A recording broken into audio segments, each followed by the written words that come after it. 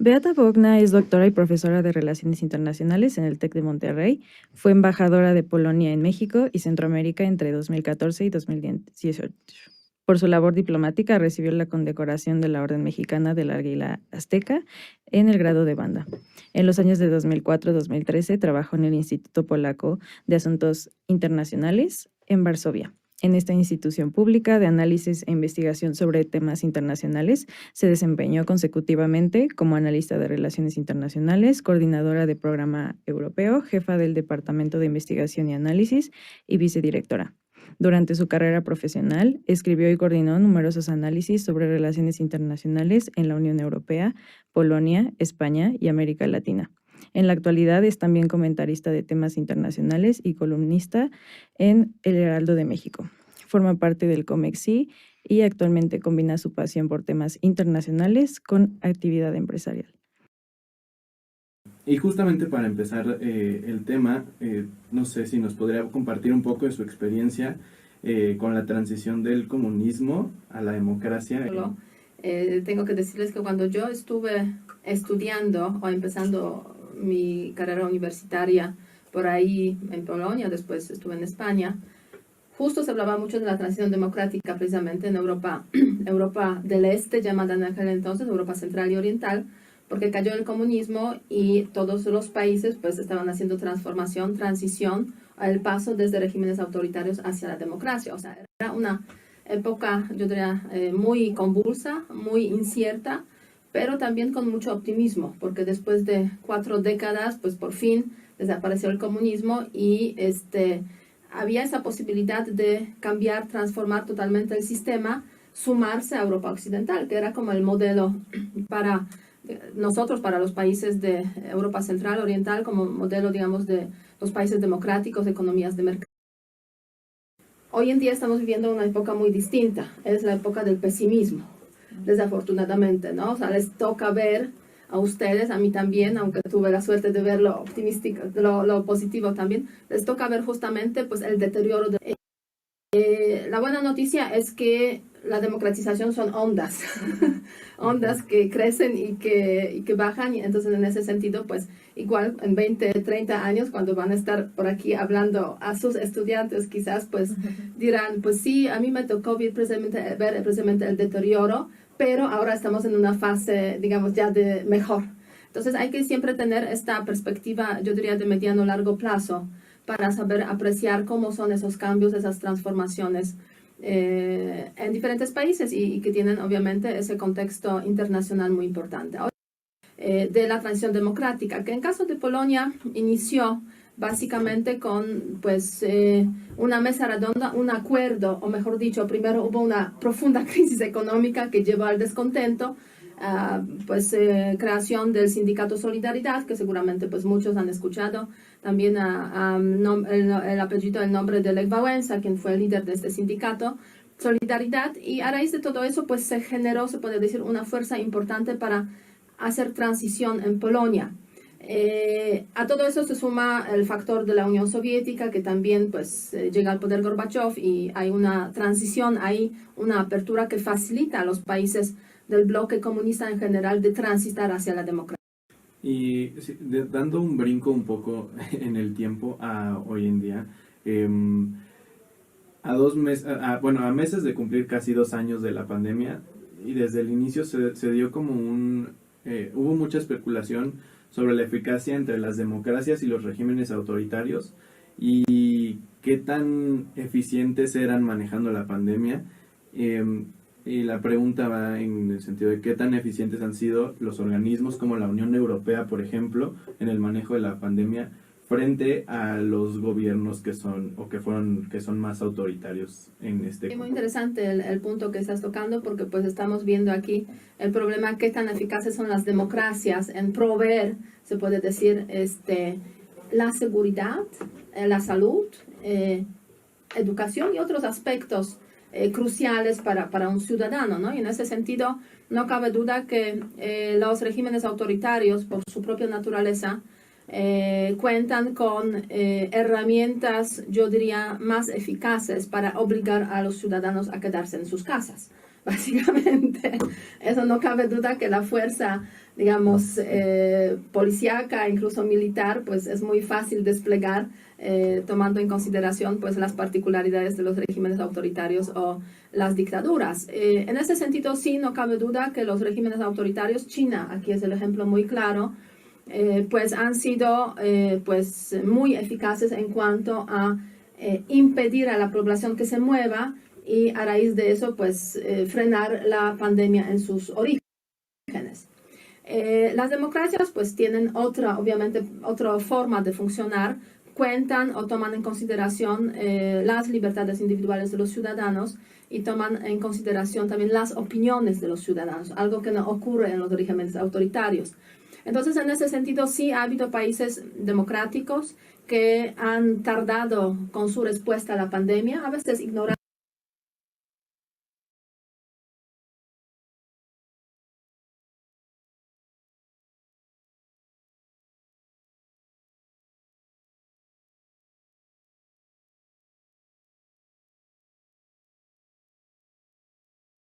de forma consciente algunos gobiernos, como por ejemplo el de Reino Unido en la fase inicial, Boris Johnson. Otros, todo lo contrario, Angela Merkel, el caso de Alemania, pues una respuesta muy bien preparada, muy bien organizada, tomando en consideración tanto libertades individuales como opiniones de los ciudadanos y las preocupaciones relacionadas con salud. Entonces yo diría que en el mundo democrático, pues toda una variedad de respuestas, algunas muy eficaces, como ya mencioné, Alemania, pero también Dinamarca, el caso de algunos países asiáticos, como por ejemplo Japón, Corea del Sur, todos esos son como casos ejemplares.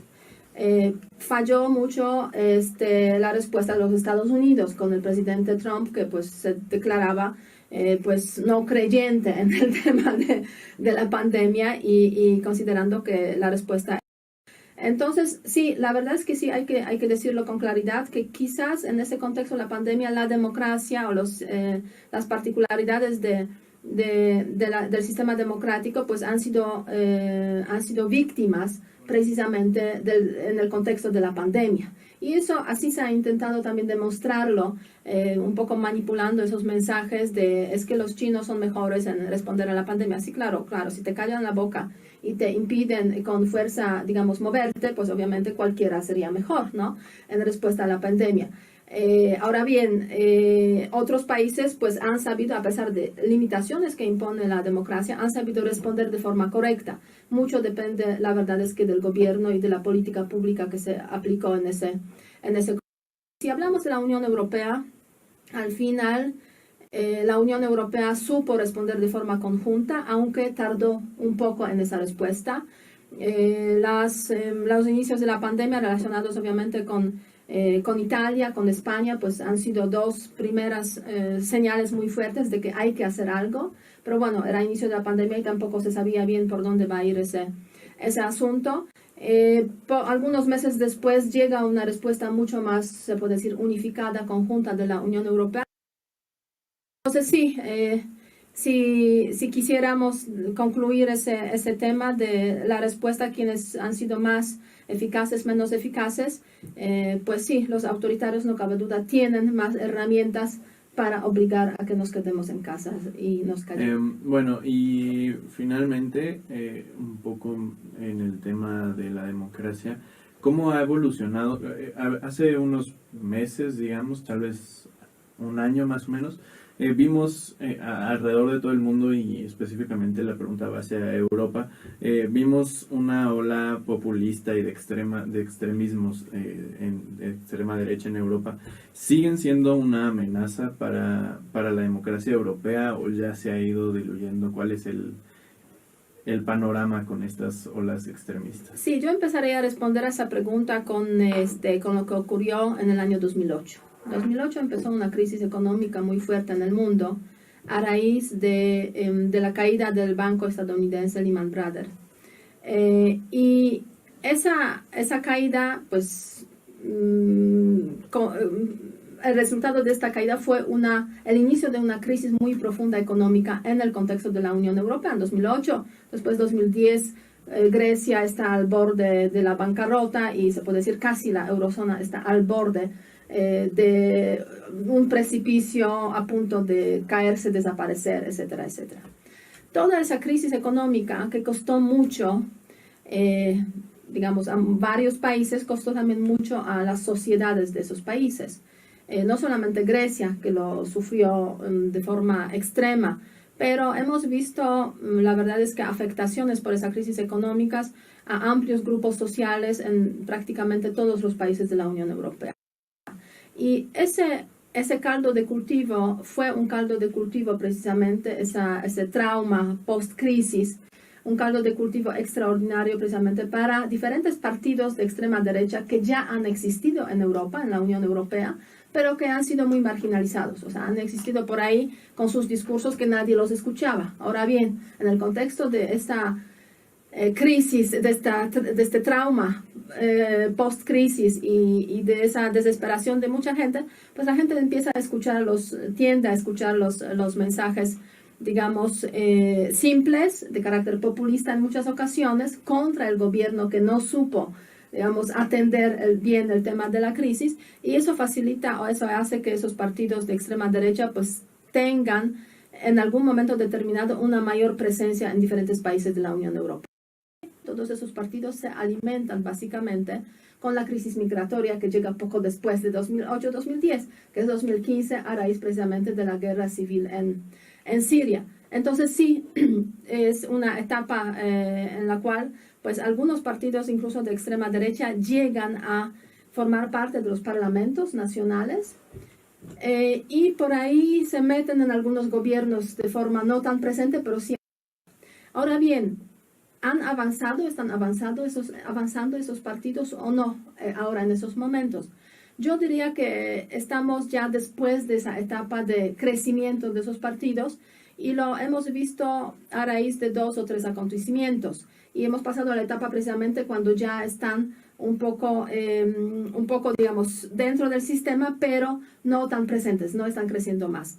¿Cuáles son esos acontecimientos? En primer lugar, elecciones al Parlamento Europeo. En 2019 se esperaba que al menos 25% del Parlamento Europeo van a ser partidos de extrema derecha. No ocurrió. No llega a 15%, más o menos 15%, y es lo que pues básicamente tenían esos partidos también en la etapa anterior. Elecciones en Alemania, recientes elecciones en Alemania, elecciones parlamentarias en las cuales el partido Alternativa para Alemania pierde frente, digamos, a la situación hace cuatro años. Eso también es una buena señal. Cierto que gana pues en 2 estados, o sea, mayoritariamente, pero en general tiene un retroceso en sus resultados. Con el cambio del gobierno alemán, como el partido de Angela Merkel pues se queda atrás y ahora lo lidera un poco el SPD, la nueva coalición que se busca. Y justo esto de las próximas elecciones francesas en abril, ¿cómo está el escenario geopolítico europeo para la democracia? ¿Qué es lo que podemos esperar? Ya sea como dijo, o sea, creo que lo que mencionó de la pandemia es sumamente importante. Vemos cómo la nueva ola está pegando a Europa y vemos, por ejemplo, a Emmanuel Macron que no quiere poner confinamiento porque justo tiene las elecciones el próximo año. Entonces, ¿cómo podemos hacer un pronóstico quizá un poco temprano de cómo estará la geopolítica en Europa? Sí, estás tocando puntos muy importantes aquí, Tania, no cabe duda. En ese sentido, empezando con Alemania, yo diría que los resultados de las elecciones en Alemania son bastante tranquilizadores.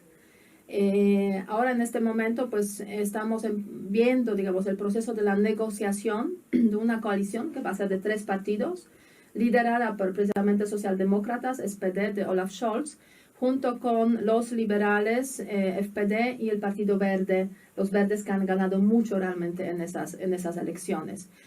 Va a ser una coalición de estos 3 partidos, pero básicamente una coalición que sería de alguna forma la continuidad del gobierno anterior de Angela Merkel. ¿Por qué la continuidad? porque de hecho Olaf Scholz, aunque pertenece al Partido Socialdemócrata y no al Partido Democristiano del que viene Angela Merkel, pues formó parte de este gobierno de Angela Merkel durante algunos años. Entonces él representa, pues se puede decir, esa moderación y esa capacidad de entenderse con pues varios grupos políticos. Va a ser un gobierno un poco distinto en un punto fundamental, que es el tema ecológico.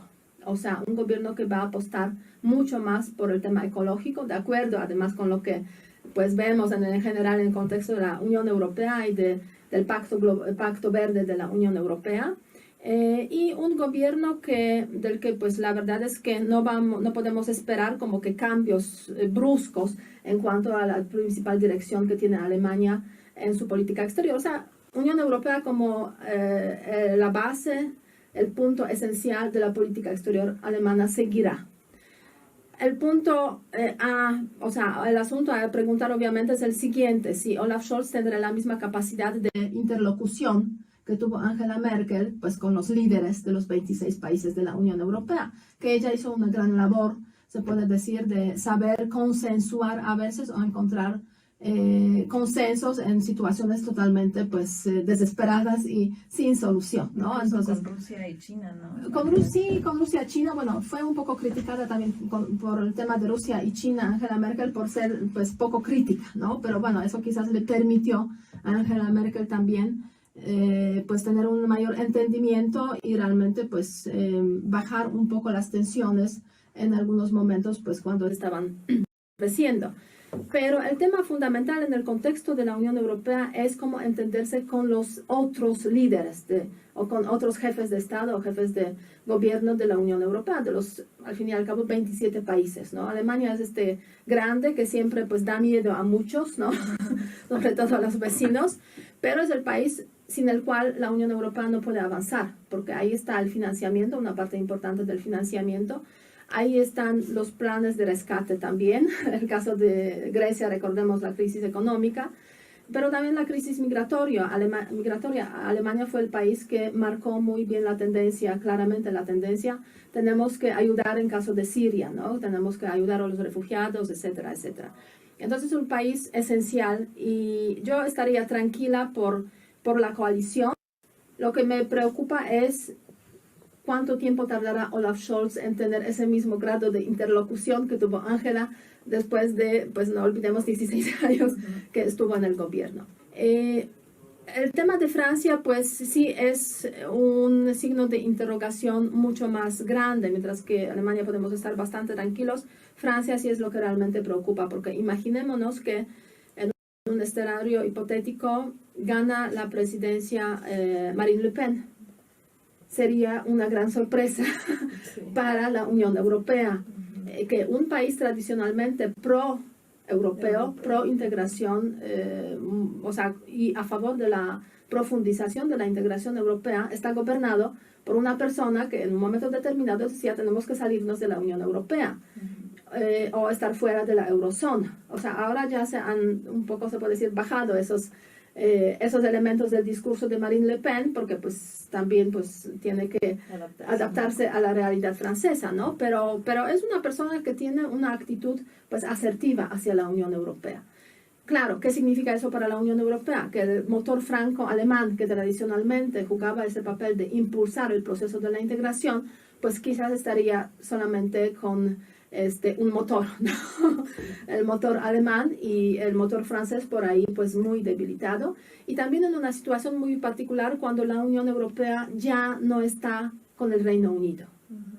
O sea, Reino Unido, que también un país importante desde el punto de vista político, económico, aunque pues euroescéptico en general, pero pues en su conjunto pues hacía un equilibrio muy interesante el Reino Unido frente precisamente al motor franco-alemán. Entonces, en el caso hipotético de que gane Marine Le Pen, pues no es descartable que en los próximos años Francia estará como que un poco con pie cojo en el contexto de la Unión Europea, y a ver cómo eso puede afectar también pues al proceso de la integración europea. Sería quizás una etapa de sobrevivencia un poco de la Unión Europea sin grandes ambiciones, simplemente pues funcionando, que no es poco, funcionando el mercado interno, libre movimiento de bienes, personas, servicios, capitales, que no es poco, pero digamos sin mayores aspiraciones a ser actor como político que impacta en el mundo también de la gran política internacional. Pues creo que un punto muy importante y se vio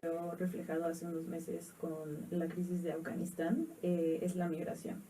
Entonces, tomando en cuenta un poco el nuevo Pacto de Migración y Asilo de la Unión Europea, que salió el año pasado, obviamente un año no es una medida muy justa para medir qué tan efectivo o no ha sido, considera que ha sido eficaz en controlar las tensiones entre los países con sentimientos antimigrantes, tomándolo sobre todo como la crisis que está ahorita en la frontera de Polonia con Bielorrusia, que por una parte recuerdo que hubo una manifestación de mujeres polacas sobre todo que fueron a intervenir un poco por los derechos de los migrantes, pero también está la otra parte de la población polaca que no quiere más migrantes y justo vemos estas escenas un poco dramáticas de el ejército y la intención un poco de Polonia de querer poner un muro. ¿Cómo ve cómo se ha adaptado este pacto a las necesidades de este escenario un poco más complejo? Sí, el nuevo pacto migratorio, pues es el denominador común menor posible, digamos, o sea, denominador común aceptable para los 27 países miembros, ¿no? Y básicamente podemos decir que en ese sentido es una propuesta que se lanzó en el contexto de la Unión Europea precisamente para controlar los flujos migratorios, para frenar esos flujos migratorios, o sea, reforzando las fronteras, a través de las agencias como Frontex, por ejemplo, otro tipo de cooperación, y trasladando el problema de solucionar el tema migratorio a los países vecinos, a través de la cooperación con esos países vecinos y diferentes tipos de programas de ayuda de cooperación.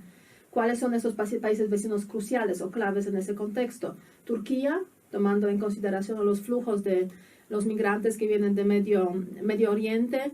Tenemos también a Marruecos, otro país que hace poco también vimos una crisis importante en la frontera entre Marruecos y España. Libia, Tunisia, o sea, prácticamente se puede decir por donde pasan las rutas migratorias es el país que es crucial para pues, frenar la migración hacia la Unión Europea. ¿Cómo frenar? Pues a través de la construcción de diferentes campos de acogida para los migrantes, para que no lleguen estos obviamente al territorio de la Unión Europea.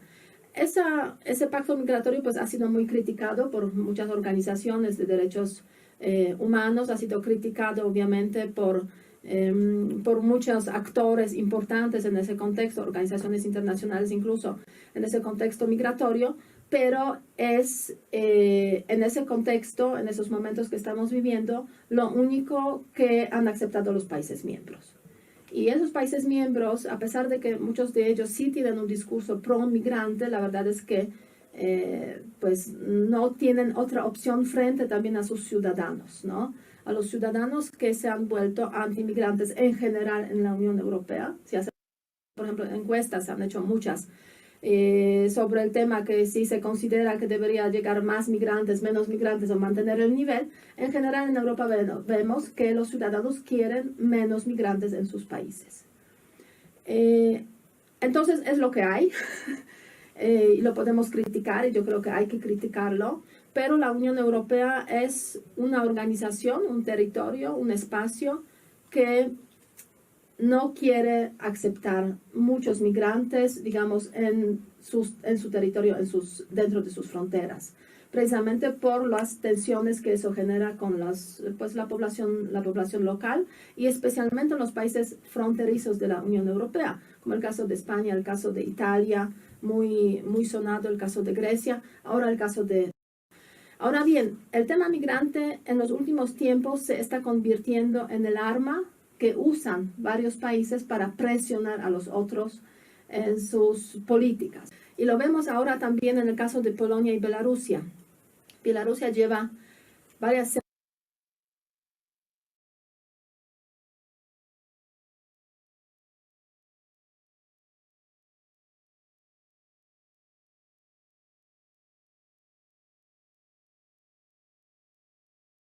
semanas trayendo migrantes desde Medio Oriente hacia la frontera de Polonia. O sea, hay toda una ruta, o varias rutas investigadas ya sobre las que habló incluso el alto representante de la Unión Europea, Josep Borrell.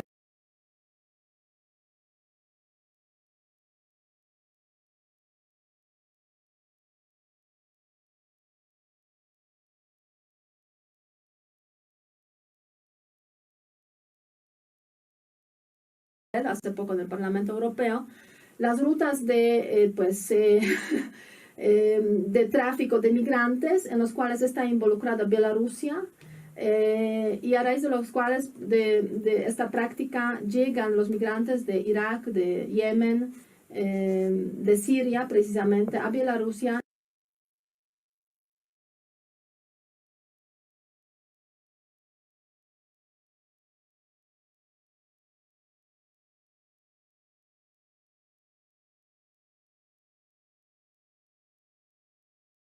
Y Bielorrusia les promete, nosotros les vamos a dar aquí la acogida durante algún tiempo, pero después ustedes vayan a la Unión Europea.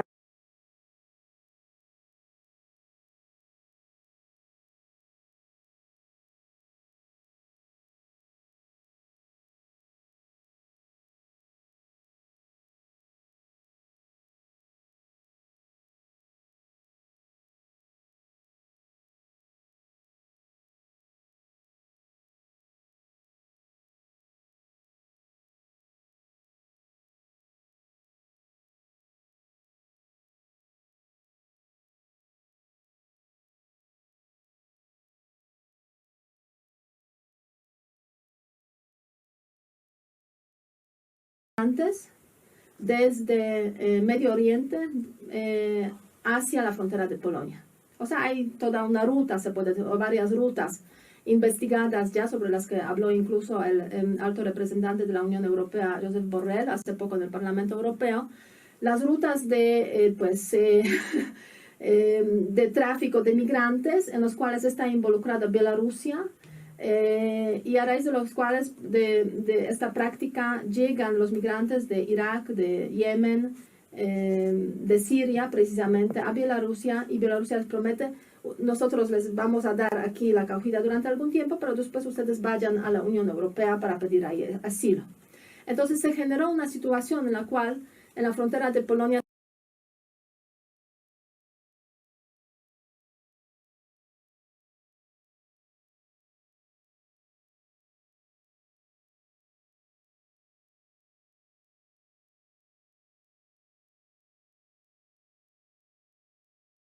se han concentrado como 4.000 personas, 4.000 migrantes, escoltados por los soldados belarusos.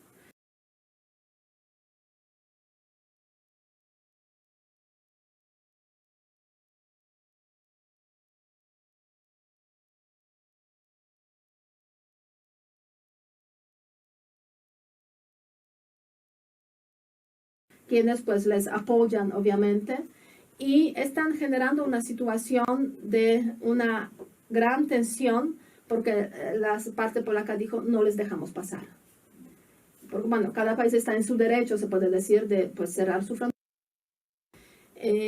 Y esa situación ya lleva varios días, hasta se ha llegado incluso a enfrentamientos casi físicos, lo cual ya significa que hay un aumento de tensión muy grave que podría llevar incluso a enfrentamientos mucho más peligrosos, con riesgo de vida de las dos partes, o sea, Bielorrusia, los migrantes que están ahí, los guardias de seguridad de Polonia.